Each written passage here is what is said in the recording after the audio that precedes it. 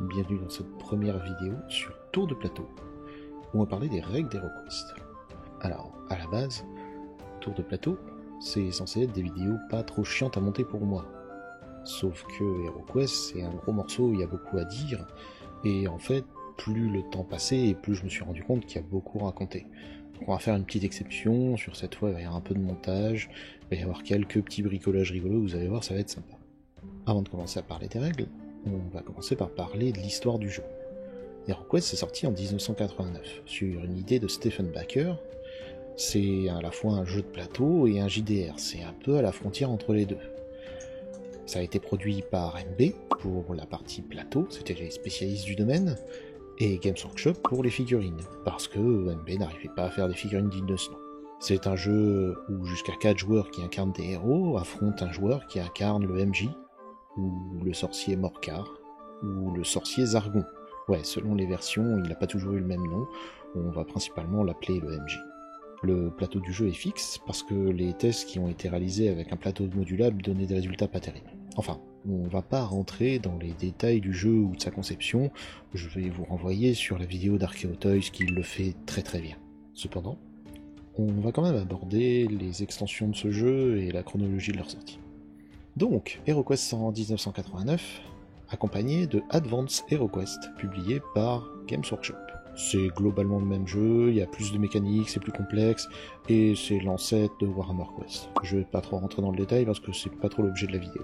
Ensuite, l'extension Karak Vern, qui est sortie en 1989, un peu après la sortie du jeu, accompagnée de l'extension Return of the Witch Lord, le retour du roi sorcier, lui aussi sorti en 1989. En 90, l'extension Kit Fortress, c'est une extension avec des feuilles blanches, des donjons vides. C'est une extension qui permet de créer ses propres donjons. Et son existence est uniquement justifiée parce que les imprimantes à l'époque, ça courait pas les rues et ça coûtait pas mal cher. Ensuite, la dernière extension qui est sortie en France, elle est sortie en 1991, il s'agit de Wizards of Morcar, ou les sorciers de Morcar. C'est une des extensions qui a toujours pas été rééditée. C'est une extension assez sympa avec un accent mis sur des ennemis sorciers.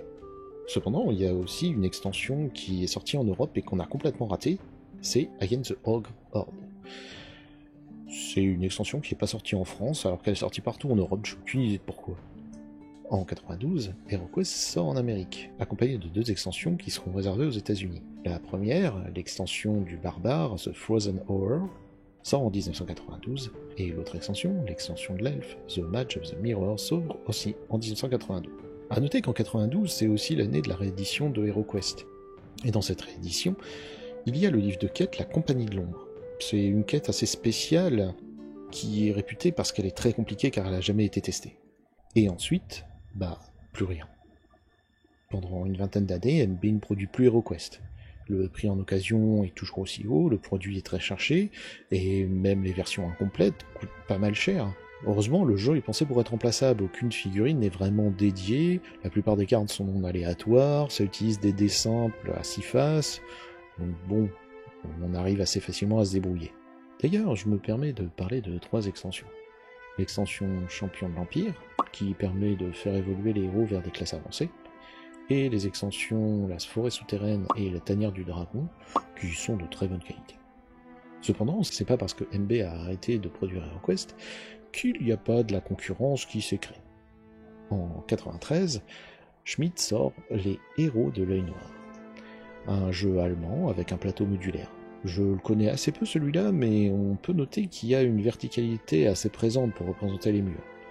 Le principe se rapproche un peu de celui de HeroQuest, 4 héros qui parcourent les donjons.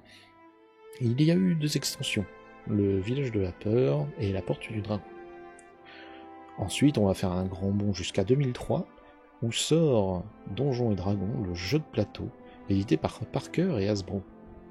Alors là, on va pas se mentir, c'est quasi identique à HeroQuest. On rajoute un système de niveau, il y a un peu plus de dés personnalisés, le plateau est modulable, le jeu est un peu plus orienté sur le stuff, et les pièges sont un peu plus compliqués à trouver ou à déjouer.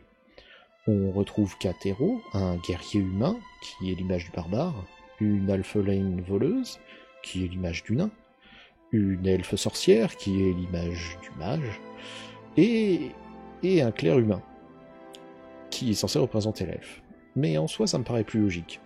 En effet, le clerc a des sorts dédiés aux soins, et peut se permettre d'avoir des bonus contre les morts-vivants. C'est un jeu qui possède 2 extensions, l'hiver éternel et la forêt interdite, mais si aujourd'hui le jeu est encore trouvable en occasion, les extensions valent une vraie fortune. En 2013, les Espagnols de Gamezone Miniature lancent le projet de HeroQuest 25e anniversaire.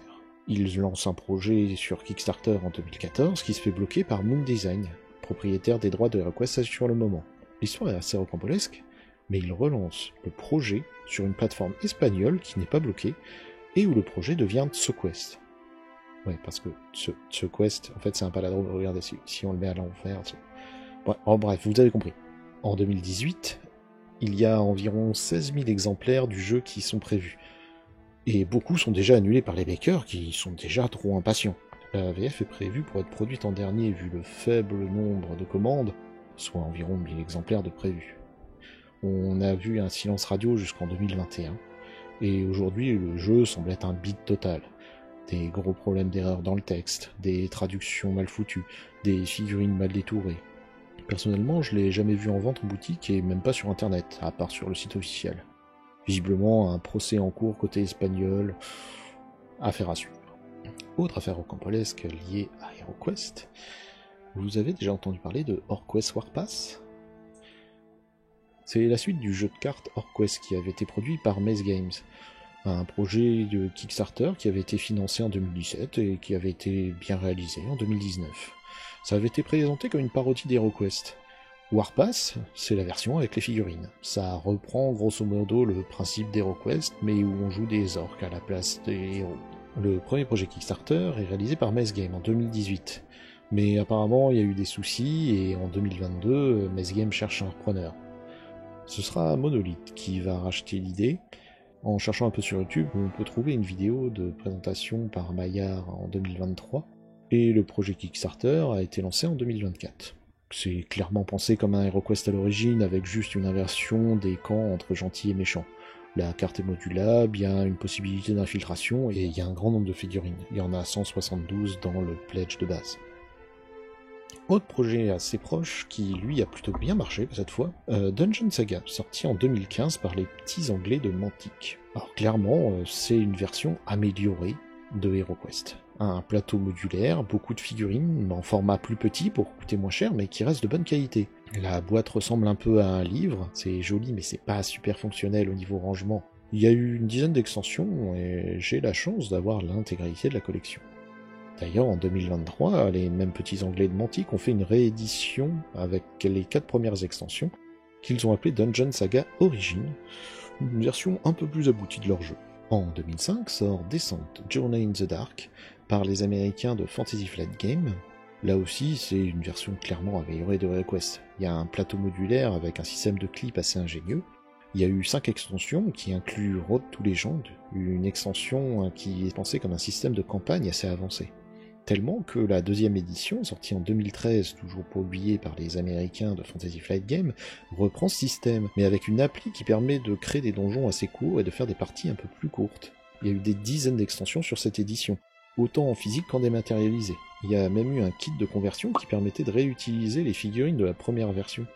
Il y a quelques extensions qui ont aussi permis de réutiliser les personnages de la première version avec des poses un peu différentes, ce qui permettait de les racheter même si vous aviez tout dans la première édition. Ce jeu a eu vraiment d'excellents retours et aujourd'hui les extensions valent vraiment une petite fortune.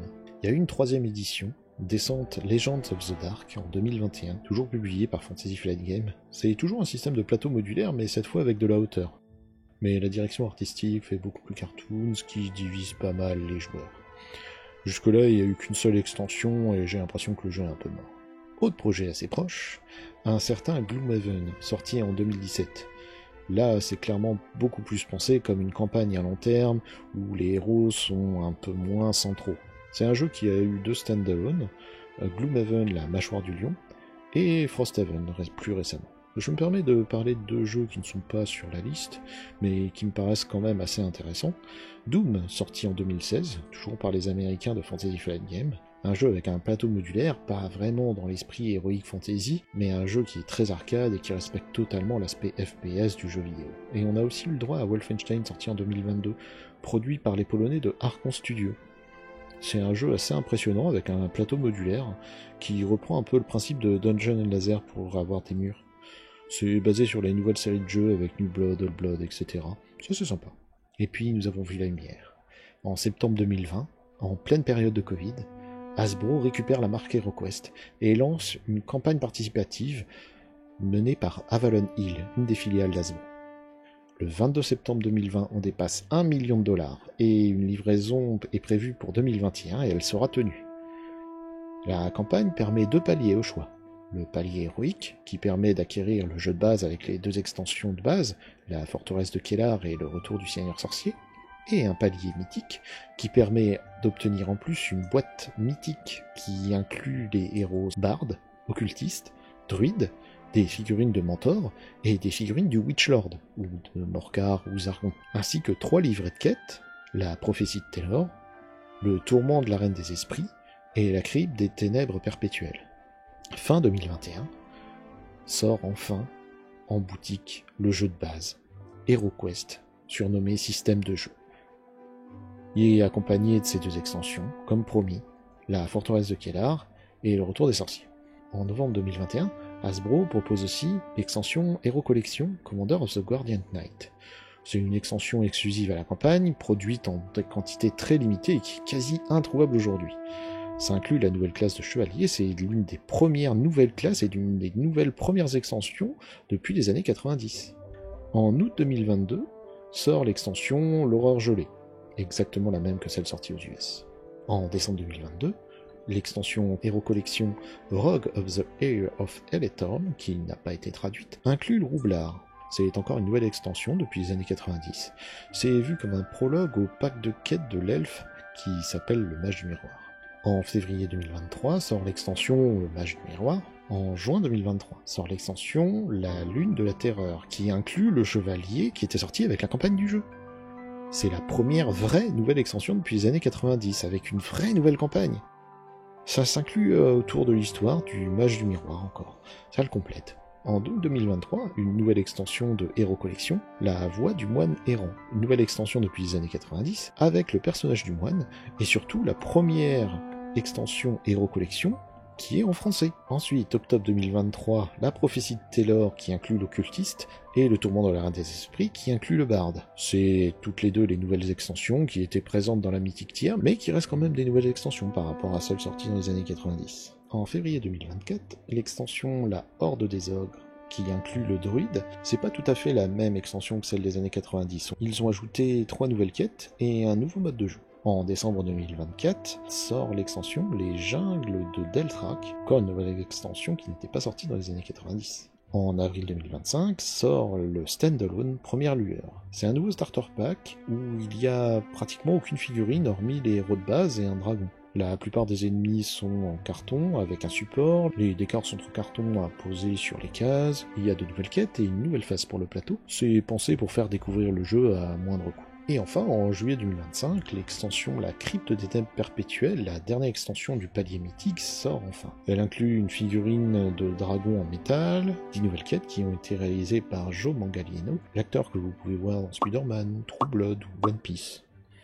C'est une extension qui n'ajoute pas grand-chose, car on retrouve les cartes du jeu de base, mais avec un effet premium et avec un art alternatif. Et d'après mes sources, la prochaine extension serait les sorciers de Morcar ou les sorciers de Zargon. Il y a eu quelques leaks sur un site australien, mais bon, actuellement rien d'officiel.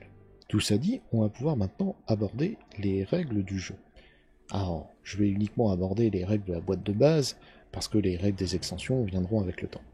Alors, dans un premier temps, l'objectif du jeu, dans chaque partie, c'est de réaliser une quête. Les héros doivent explorer un donjon, accomplir une mission, que ce soit tuer un boss, récupérer un artefact, et surtout, ils doivent survivre. Et en face, le maître du jeu dirige le scénario. Il y place les monstres, les meubles, il gère tous les événements qui vont arriver. Parmi les héros, il y a 4 personnages. Un barbare qui est fort en attaque mais qui ne connaît rien à la magie. Un nain qui a une bonne défense et qui peut détecter et désamorcer les pièges sans aucun équipement. Un elfe qui est un assez bon combattant mais qui sait aussi faire de la magie. Et un enchanteur qui est faible au combat mais qui est très très fort en magie. Chaque personnage dispose de 4 caractéristiques. Une caractéristique de dé d'attaque, qui dépend de son arme, et qui permet de savoir combien de dés il va lancer lorsqu'il fait une attaque. Une caractéristique de dé de défense, qui dépend généralement de ses armures, et qui permet de savoir combien de dés il va jeter en défense. Et point de vie, qui détermine combien de points il peut encaisser avant de tomber au sol, et les points d'esprit qui permettent... c'est pas vraiment clair. Dans le manuel, on dit que ce sont des points qui sont liés à la magie, mais ils ne servent à rien concrètement. On verra ça en cours de jeu. Un tour de jeu se déroule ainsi, en commençant par le joueur à gauche du maître du jeu. Il est conseillé de démarrer par le barbare, puis le nain, puis l'elfe et enfin l'enchanteur. Chaque joueur peut jouer son tour de 2 façons. Il peut soit se déplacer puis réaliser une action, ou bien il peut réaliser une action puis se déplacer. Il est impossible de se déplacer, agir, puis se déplacer à nouveau. Pour se déplacer, il va lancer 2 dés classiques et bouger du total obtenu. Et ensuite il va réaliser une action parmi les 6 actions suivantes. Il peut attaquer un ennemi adjacent, il peut lancer un sort, si le personnage dispose de sorts, et chaque sort lancé ne pourra être lancé qu'une seule fois durant tout le donjon. Il peut fouiller pour trouver des pièges, il peut fouiller pour trouver des trésors, ou il peut fouiller pour trouver des portes secrètes. Dans tous les cas, il n'y a aucun jet à faire, et simplement à le signaler, le maître du jeu s'occupera de donner les résultats de ces fouilles. Les fouilles impliquent qu'il n'y ait pas d'ennemis à proximité. Enfin, les joueurs peuvent tenter de désamorcer un piège. Pour cela, il doit s'agir du nain ou d'un autre héros qui possède une trousse à outils. Le héros se déplace alors sur le piège et lance un dé. S'il s'agit d'un désamorçage à l'aide d'une trousse à outils, le piège est déclenché normalement s'il tombe sur un crâne, mais il est désamorcé s'il tombe sur un bouclier blanc ou un bouclier noir. Cela représente une chance sur 2 de désamorcer un piège. En revanche, s'il s'agit d'un désamorçage par le nain, il déclenche le piège uniquement s'il tombe sur le bouclier noir. Cela représente 5 chances sur 6 de désamorcer le piège. Lors de ces déplacements, un personnage peut ouvrir une porte menant à une pièce, auquel cas le maître du jeu prendra quelques instants pour disposer tout l'intérieur de la pièce. Un héros peut aussi échanger des objets avec un héros adjacent, mais cela ne compte pas comme une action. Un joueur peut aussi boire une potion ou ramasser un objet au sol sans que cela ne compte pour une action. Vient ensuite le tour du MJ, le sorcier Zargon. Pour chaque monstre présent, il peut réaliser une action d'attaque ou lancer un sort de terreur si le monstre le lui permet. Un monstre ne peut réaliser aucune fouille, ne peut ouvrir ni fermer de porte, mais il ne déclenche pas les pièges s'il passe dessus. Le système de combat est tout simple. Il commence par une phase d'attaque, où le joueur utilise les dés d'attaque propres à son arme, et pour chaque crâne obtenu, il considère qu'il pourra faire un dégât. Son adversaire pourra faire un jet de défense en lançant tous ses dés de défense. S'il s'agit d'un héros, chaque bouclier blanc annule un dégât. S'il s'agit d'un monstre, chaque bouclier noir annule un dégât. Sachant que les dés de HeroQuest ont 3 faces avec un crâne, 2 faces avec un bouclier blanc et une face avec un bouclier noir, vous comprenez bien que chaque attaque a une chance sur 2 de faire des dégâts, que chaque héros a une chance sur 3 d'encaisser un dégât, alors qu'un monstre n'a qu'une chance sur 6 d'encaisser un dégât. Alors qu'un personnage perd tous ses points de vie, il est éliminé définitivement de la partie. Tout le matériel du héros, armes, armures, trésors et or, peuvent être amassés par un héros dans la même pièce. S'il n'y a pas de héros dans la pièce, c'est le monstre qui ramasse le butin, qui sera considéré comme perdu et retiré de la partie. Toutefois, un héros peut échapper à la mort si ses points de vie sont réduits à 0. S'il possède une potion qui peut lui rendre de la vie, il peut la boire et faire remonter ses points de vie au-dessus de 0 pour éviter la mort. Ou bien, s'il a un sort de guérison disponible et qu'il n'a pas accompli d'action durant son tour, il peut le lancer sur lui-même pour échapper à la mort. La partie prend fin si les héros ont réussi à remplir leur objectif, ou s'ils ont échoué, par exemple s'ils sont tous morts ou si l'objectif ne peut plus être atteint. Entre les quêtes, les héros récupèrent tous leurs points de vie, tous leurs points d'esprit et tous leurs sorts. Ils peuvent aussi utiliser leur or pour acheter du matériel ou vendre les trésors qu'ils ont obtenus durant la partie. Concernant les équipements, chaque héros peut porter une arme et des armures selon les conditions qui sont notées sur chaque carte. La plupart des équipements donnent des dés supplémentaires ou des bonus, mais il n'y a pas de limite au nombre de matériel qu'ils peuvent emporter, que ce soit en termes de potions ou même d'équipements. Les sorts sont répartis en 4 écoles, la terre, l'air, l'eau et le feu. Le magicien maîtrise 3 écoles, là où l'elfe n'en maîtrise qu'une seule. Voilà, ça c'était les règles de base, sur lesquelles moi je vais appliquer quelques règles à ma sauce. Depuis l'extension contre la horde des ogres, ils ont ajouté un système de déplacement qui me semble plus intéressant. C'est que dans le cas où les personnages ne sont pas en présence de monstres, au lieu de faire un lancer de dés pour se déplacer, ils peuvent considérer qu'ils obtiennent un 8. Et ça, indéfiniment. Je trouve que c'est un peu plus pratique, et ça évite de subir un aléa où les personnages doivent s'attendre mutuellement. Dans les règles des jungles de Dalrak, il est autorisé de faire jouer les héros dans l'ordre qu'ils veulent. Je trouve cette méthode de jeu plus adaptée car elle donne de la flexibilité aux joueurs et permet de protéger l'enchanteur plus efficacement. Et puis tous les autres jeux du même genre qui sont sortis après HeroQuest utilisent cette méthode, donc on va rester dessus. Je vais aussi suivre la règle du standalone première lueur qui permet aux nains d'avoir une hache en début de jeu au lieu d'une épée. Ça change pas grand chose vu qu'elles font les mêmes dégâts, mais ça me semble plus adapté. Autrement, pour tout le reste, on va suivre les règles de base. Il y a des petits détails qu'on a très certainement oubliés et qu'on verra en cours de partie, mais vous avez les grandes lignes de comment ça va se jouer. Si vous avez des questions, n'hésitez pas à les mettre en commentaire et j'y répondrai du mieux que je peux. A bientôt dans une prochaine vidéo où on pourra enfin jouer à HeroQuest.